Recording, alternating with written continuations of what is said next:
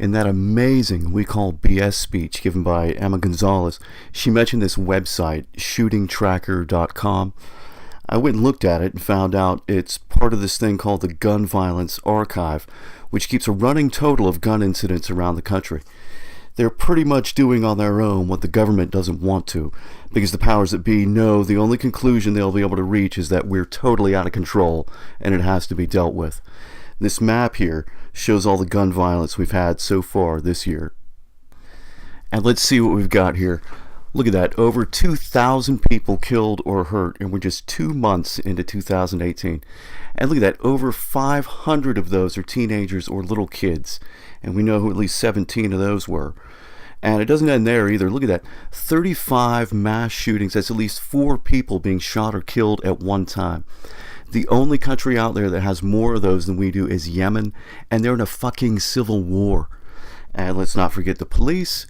Look at that one, 49 shot or killed. Anyone who says they care about the safety of police ought to be freaking the fuck out right about now and demanding some kind of gun control from the rooftops.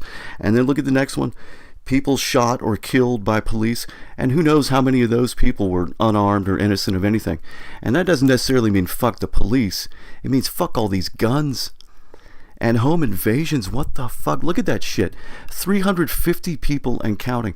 And I have to admit that with that going on like it does, I can have some real sympathy for people who want to keep a gun in their house. Fuck. And then they break it down a little bit more, showing cases of defensive use and then accidents. And you may not be able to see the footnotes, so where there's a 1 next to those numbers, that stands for the actual number of deaths and injuries, and the 2 stands for just the total number of incidents that have been reported and verified. And just as a final blow, they point out that the totals they come up with don't even include the thousands upon thousands of gun suicides there are every year.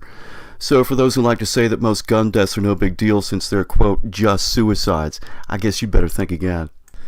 If you think, as I do, that some serious shit needs to be done about guns in this country, go find out who represents you in the government and light a fire under their ass.